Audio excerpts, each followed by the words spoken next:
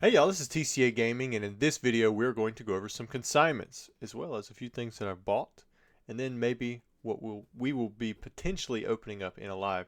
If you guys were here at this live on this past Tuesday, we did sell through the rest of the base set box. We don't know who got the heaviest base set pack, the Charizard one, which I still believe it doesn't have a hollow in it because of the fact that we pulled out 12 heavies. Um, but we didn't pull a Charizard either. I think there were two more heavy packs open, and then the rest were either shipped as heavy sealed or unweighed and then still sealed.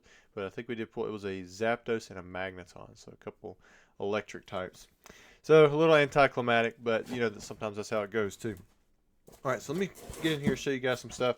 We will have another stream on Tuesday. I'm not sure what I'm going to add, if anything, for vintage. However, there are a few things at the end that I will go over. If you guys have followed me on Instagram and you saw the story, or you've gotten the email because you're on my email list, then you know that we're potentially there is potential to open an alpha deck. However, right now we don't have enough people have signed up. We've had about 10 people sign up. This is going to be one of those things where unless it sells through, and look at that nice pristine. This will look a whole lot better with that gold label. Unless it sells through or gets pretty dang close before we break it, then it's probably not going to be one of those things where we actually open up and then sell it as they go, because you got to think there's only two rares, there's 60 slots, there's 60 cards in an alpha deck, only two are rares. So once somebody hits a rare or both rares get hit, then it's kind of like most of it's downhill, because that's where you're going to have your power 9, which are going to skew the price up greatly. Whereas with like base set Pokemon, yeah, somebody might hit the Charizard, but they can still hit a Charizard. And even if it is very unlikely that a second Charizard would be hit, there's still other good cards that you can pull out of a base set pack. There's some pretty stout cards right here. Somebody sent in on a consignment. I like consignments like this where most of the grades are kind of high, and then you have very popular cards, but they're not crazy expensive. Also, this is one of the base set packs from that live. It was a light, so it was consigned. Check it out. A starter deck. I think it's starter. Maybe this is the base. Maybe this is a theme deck. But it's the Chansey coin. We've got a Machamp. This is the second one that was sealed. I think the previous one sold for like $500. And then here's the big boy for the consignment. We have a Charizard. This is a Crystal Charizard. And man, it looks really good. Well, you guys can't see it right there, but it's got the scans. I didn't see anything wrong with it. Centering's good. No edge wear. Very strong, hollow Skyridge Charizard. So hopefully that does pretty good. Last I checked, it was already over 15K, so it's pretty close to what we've seen some go for recently. However, I think this is like I said, it's a very strong candidate, and I think the lowest buy now is about 19 or so at the time of doing the live on Tuesday, or maybe Sunday or Monday. No, it was on Monday when we did that random live that was just kind of like impromptu. Also from Z&G, I picked up a Hitmonchan. I only got this thing was like $466. It was like a 9 first edition holo for under 500. I remember when I was telling you guys 1,000 was a good deal, and it's been cut in half. But Moltres also pulled the 10. Really nice. Got this one off of Z&G. And then I also won a Venusaur from base set in pristine condition, but I've already sent it off to be reholdered because it had that yellow pristine, and I want to get the black and gold etched, stitched, like textured 10. And then I also won another one of these. This one it was down, and I found out why it was cheaper than the other ones, because look at this top left corner. I don't know if you guys can catch it, but it is bent. That top left corner is completely bent right here. You can see where the light's flashing on it. I don't know how it got a 10, or if it was graded a 10 and then it was bent in the holder. I don't know what happened there. And this thing doesn't zoom as well, but there's actually a little bit of edge wear right there too. So I'm wondering if this thing just got like nicked or whatever, but it's in the holder as a 10. But it could have also went for a little bit lower because, I think it was in the title for the listing itself, but this is the gold lettering. So this is the ultra rare name error. And I've got 3 or 4 of these at this point.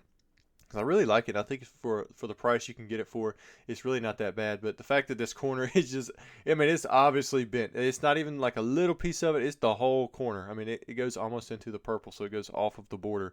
So that's a little interesting. But at the same, I paid less for this one than I paid for any other Gaia the Dragon Champion with this Ultra Name era. It was only a couple $100.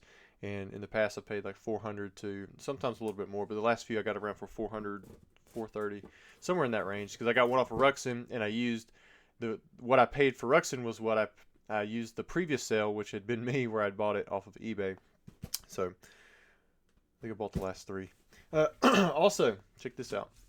Submitting more of these. I'm sold out of pristine Metal Mew EXs. I didn't realize I only had a few of these.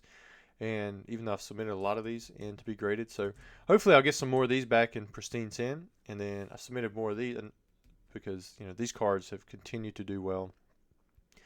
The low grades, I mean, you can't make much money on anything below a 10, but like a Gem at 10, you're doing pretty good. In the pristine 10, you're doing like fantastic. It gives me like Eevee vibes, but not as hard to grade. I guess because it has such a better artwork, I guess you could say. Also, check this out. Hey, mate, hope you've been well. Want to share with you our updated look and our latest display, the Prism. This is Cheers Simon. So this is coming from a Phantom display. He sent me this in the mail. I haven't opened it yet, so I'm going to open it right now, and then we'll pull it out and see what happens. See what's going on in there.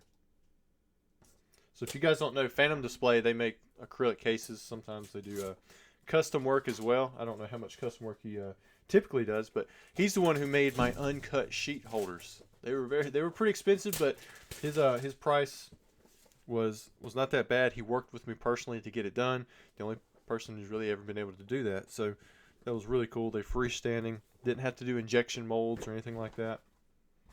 All right, let me pull it out here.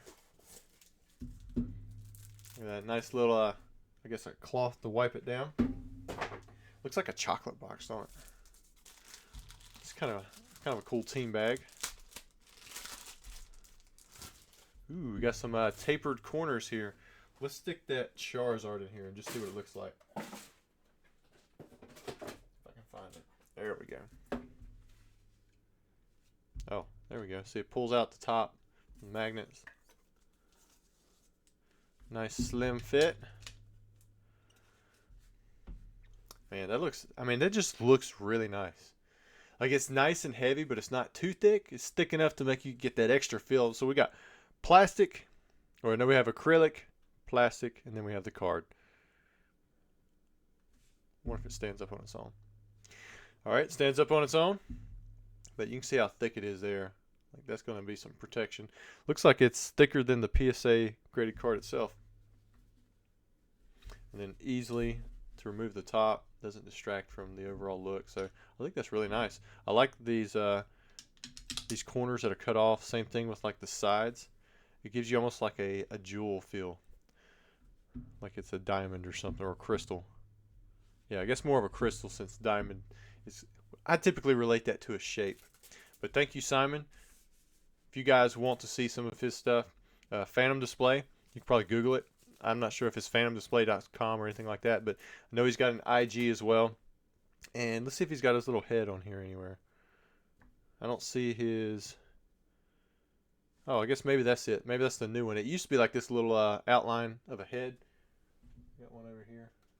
I use them because I've also ordered custom acrylic boxes, like to hold 36 packs, so they're like slightly smaller than a booster box, and I do that for specialty sets. And you guys have seen me sell some of these on my website as well as eBay. He's the one who makes them. I haven't ordered any in a while, but I'm starting to get low, so I might have to order some again here very soon. All right, last but not least, let's talk about what we may potentially be opening other than the alpha deck, because I've already mentioned that, but if you guys want to let me know if you have interest in buying in a slot for an alpha deck, it's $1,750. That'll get you 1 out of 60 cards. You're most likely going to lose money. Yu-Gi-Oh! Wise, we've got Dark Crisis Unlimited. We have Labyrinth of Nightmare Unlimited. So I thought about breaking these two boxes, or one or the other. I don't know how many of you guys like opening up the Yu-Gi-Oh! Legacy of Darkness. But if you did like that and you think you might want to open up some of this, the packs really aren't that bad. Vintage Yu-Gi-Oh is super cheap compared to vintage Pokemon. Well, right now it is anyways. Even like LOB, like if you went to like the, LOB, which is Legend of Blue Eyes, kind of like the base set, first edition, it would be probably 8 times less than Pokemon base set, something like that. And that's probably going to be your closest example. Also, I have a Red Logos fossil box. I've never really considered doing this, but I got to look at the prices. The prices have come down quite a bit. And this is only about twice as much as a first edition box. So I was thinking about doing a break unweighed, thought about doing heavy versus light. The thing about this is you want a light pack. So there's going to be 24 packs in here without a holo, where there should be. It should be approximately that. And then the heavy packs, I mean, you still get a holo. So it's like on the downside, you still get a holo that's a regular non-1999 2000 copyright date, but then all the non-holos still have 1999 2000 copyright date. This is very niche. The 1999 2000 fossil set is very niche, but they can also be very expensive if you get a high grade and you have patience. Like one box isn't going to disrupt the market, but it could, like for the rares anyways. In fact, it might make an opportunity for some of the people who've been trying to complete their sets, be able to complete their set. However, for the commons and uncommons, I've got plenty of those. Maybe not all of them in a 10. So if you get 10s, then that could change things. But if you have anything below a 10, like usually I have enough that I have sitting on the market at any given time. So there'll be, and they sell really slow. But the reason I say that is because if you go and look up the prices, you might think, oh man, you could sell every single card in here. It's very true, but it's also very slow selling. It's very niche. However, it would be kind of cool to open up the box because you could weigh it if you wanted to. But the thing is, like as a heavy pack, I guess there's people out there who might want to have sealed heavy red logos because we had that happen with the Australian variant for the base set. And I think that's why those sold through so quickly. And it's almost better to keep the holo packs sealed with this. I mean, if you pull a Dragonite or a Gengar, sure, you could still win out. But the thing is, there aren't going to be many of these out there that are still sealed just in general for the red logos packs. For those of you who are still wondering, might be sitting there wondering, what is he talking about? I didn't explain it, but these are made in Australia. The red logos was a counterfeiting measure. That's why it's not yellow right here. It's like this on the booster packs as well. So this is a rare variation, and there's added value to the fossil over something like jungle because the copyright dates are changed on all of the non-holos. The holos are still going to say 1999, but all the non-holos say 1999-2000. And as far as we know, this is one of the only ways you can get that. I believe you can also get a few through the Thunderstorm and Tempest decks. There's 5 cards. I think there's Psyduck, Golduck, Energy Search, Raichu, and was that 5? Psyduck, Golduck, Raichu, Energy Search, and maybe it's another trainer. I can't remember if it was Recycle or which one it was. But those actually have a different stock to them, so even those are slightly different than these. These are going to have like a glossy surface to it, similar to the 1999-2000 base set Australian print, and they're pretty easily discernible if you're looking at the surface in person, but you can't really tell like over a picture or anything like that. So there are collectors for the set because the dates are different, and then there's also some collectors who want everything. They want the ones from the Thunderstorm Tempest, the 5 cards that you can get from there, in addition to the ones that you can get here that have like the glossy surface. But that said, it's all of the non-holos. So there's a complete non-holo fossil 1999-2000 set that you can obtain from a Red Logos booster box. Now the holos, like I said, they're just like, as far as I've seen, they're just like the regular holos from Fossil. Maybe one day, somebody will open one and there'll be something different going on there, but I've never seen anything different on them. But there's been so few of these boxes opened up as well. But some of the rares can be very, very expensive, especially if you get them in a high grade. I've sold some of them for a high price before. However, when I've auctioned them at the same time, they've went for much, much lower because not many people collect it, not many people go for it. So you got to have that competition unless you're willing to sit on it. So do know that if you're buying into this, even if you have one of the biggest hits, say you get a Dragonite or a Gengar non-holo in the 1999-2000 and you get the highest grade, you still might have to sit on it before you generate interest enough to be able to resell it. So don't buy this completely for the resale value.